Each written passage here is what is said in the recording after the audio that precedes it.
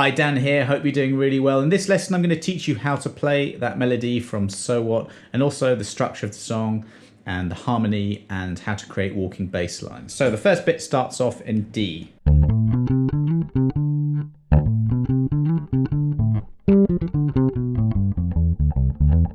Now it's in D Dorian, which I'm going to get to in a minute, but let's just go straight into the actual line. So this is how I'm playing it. Paul Chambers, if you listen very closely, he does different articulations. It's obviously played on a double bass. So as we go, if you're hearing a different way you want to play it, then go for it. But I'm starting with my second finger on the 10th fret of the E string. That's where D is. So after the D, 10th fret E string, I'm using my little finger a fifth above that, so that's the 12th fret of the A string. And then as I'm playing those two notes, I'm just getting my first finger in position already to play the 9th fret of the D string. So it goes 9th fret, 10th fret, and 12th fret of the D string. Now this is how I'm playing it. I'm plucking the first two notes, the first three notes actually, and just doing a little hammer on just to get a bit more of that sort of languid, loose feel that Paul Chambers has got. It's also a little bit behind the beat the way he's playing it. There is an Anthony Jackson bass line he plays with Michael Petrucciani that sounds absolutely amazing. He does something completely different. So, you know, do listen to different versions, but I'm going for the Paul Chambers version here. So when you get to that 12th fret, and I'm playing that with my little finger, just do a little slide out to the 14th fret, still on the D string. And then you can go first finger to third finger, 10th to 12th fret of the D string. All of that's on the D string. So that's the first little bit of the melody. And then the second bit, it's exactly the same apart from the end note. So after you play the 12th fret of the D string this second time round, you then play the 12th fret of the A string. So I'll go from the beginning slowly. 2, 3, 4, 1. Okay, then it goes to the first bit of the melody again. And if you like the fourth time round, it goes. So that's a little, I'm just doing a, you can do a slide or it's sort of like a hammer-on slide. That's what I'm doing. So that's from the 12th to the 14th fret of the D string. This is a little delayed note going to the 12th fret of the A string. So that's it. Now this is the way I think about it. I'll talk about structure a bit. We have an A-A-B-A structure, and each of those letters has 8 bars, so the whole thing is a 32 bar form. And it goes round that section, the A, twice, and then it does the B section, and then it goes back to the A. So the B section is exactly the same, except we go up 1 fret, and then we go like this. See, that's exactly the same. So do what I taught you on the D, but except now go to the 11th fret of the E string.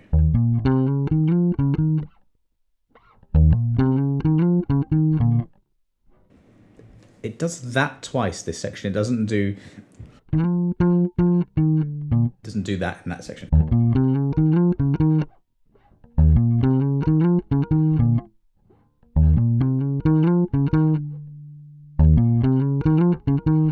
Now that is 8 bars, and you can think about this by counting bars, or this is a sort of a pop rock thing that I do a lot. It's just, you know, it's 4 times round the riff, and if a riff is 2 bars, 4 times round that is 8 bars. So it doesn't matter how you count this, but you do need to have a handle on how many times you need to go around this. So I'm just thinking about it like that, 4 times around that, or actually like, I'm thinking twice round that, and that's my 8 bars. Then we go back down 1 fret to the D. So this is we got the A, A, B, this is the last A. Exactly the same.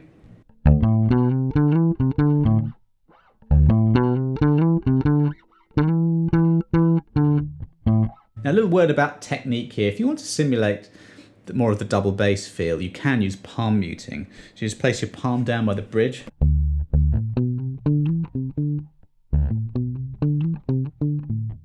just playing around a bit with the rhythm there, not playing it so on the beat.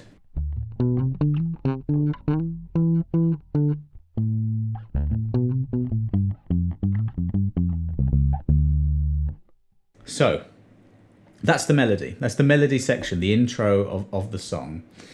A, B, A, we got this D Dorian bit going to E flat Dorian. Perhaps this is a good time to explain that Dorian thing, because then we get into the walking bass line. And if you know your Dorian scale inside out, then this is quite easy. I first played this at school at around about the age of 16. I didn't know what a Dorian scale was. I knew what a natural minor scale was. And when my ears weren't very good back in those days, and when I was walking, I would get to the 6th note and something would go wrong because I was basically playing the wrong scale. So look at this. If I go to the 10th fret of the E string, I'll show you a really good pattern. That's the Dorian mode.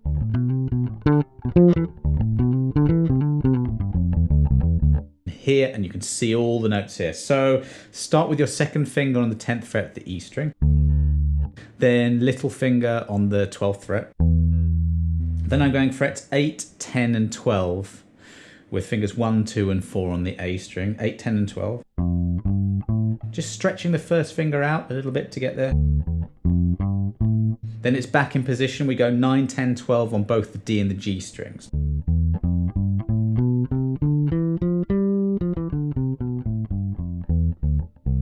You can go down to the 8th fret of the E string as well. So this is a 3-note per string pattern.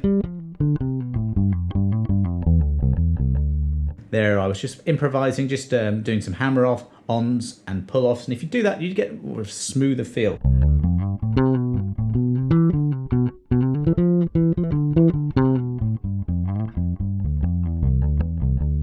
Now, the Dorian mode is used loads in jazz, and Miles Davis was one of the first, I think it was the first, guy to write modal music. And that's where you have, exactly like this, you have one chord that goes around for ages and ages and ages. When you do that, you can play modes over that. And so this Dorian scale, it comes from the 2nd degree of a major scale. And I mean, you may have heard it before in good times.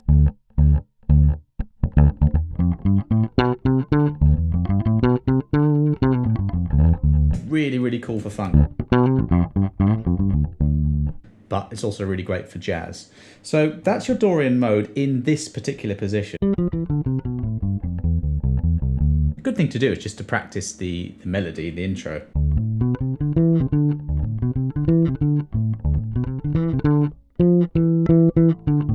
You can't really get that sliding in that position, but all the notes are there. Just to get you in tune to the sound of it, but also the shapes and the patterns. So after we've done that, the melody,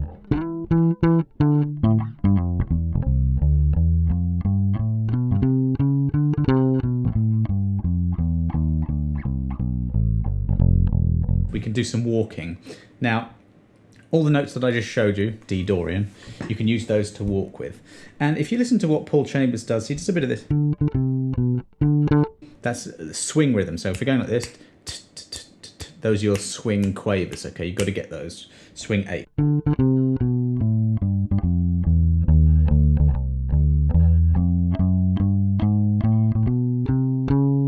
Now there, I was just using some chromatic notes. So you've got your scale tone. Don't forget that you've got your chord tones as well. That's your 1st, 3rd, 5th, 7th, 9th, 11th. Okay, and then in between the scale notes, you've got just chromatic notes that you can use to get a bit of smoothness and interest into your line. So I don't know. So something like that. So I'm going on the 12th fret of the D string. I'm just walking down the scale. When I got to there, that's the minor 3rd. So I'm on the 8th fret of the A string. And I'm just going down chromatically, and I hit the D. That's the root.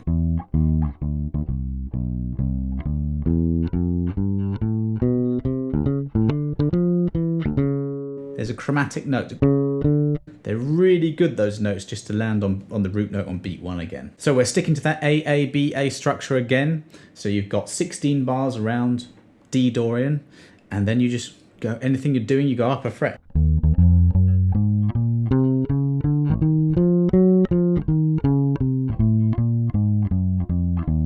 the great thing about the bass. That shape that I showed you initially.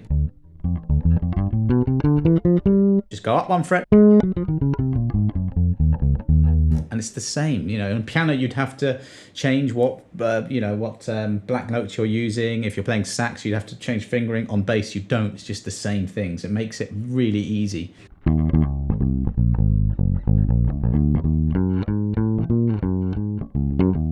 Things to practice. I would listen to the original and really listen to Paul Chambers' bass lines. I mean, it's a double bass, and actually, if you listen to it, because it was recorded in '59, it's a little bit harder to hear. Listen to that. I'll put links to this below, but listen to the Michael Petrucciani version with Anthony Jackson playing along to that. He does something very, very different. But this is the thing. You can do whatever you like if you know the underlying notes to play. That's your harmony. That's your Dorian. If you know the structure, that's your A, A, B, A. 8 bars, 8 bars, 8 bars, 8 bars of each of those letters. You can kind of do what you like as long as you know the underlying feel. You know, this is it's a lot slower than what I was playing it there, but you got this swing feel, and you can do, you know, whatever you like in the moment based around those parameters. You've got your melody at the beginning. You know how to create walking bass lines over that, and if ever you need to do a solo, then you've got at least to hand. You've got this Dorian sound.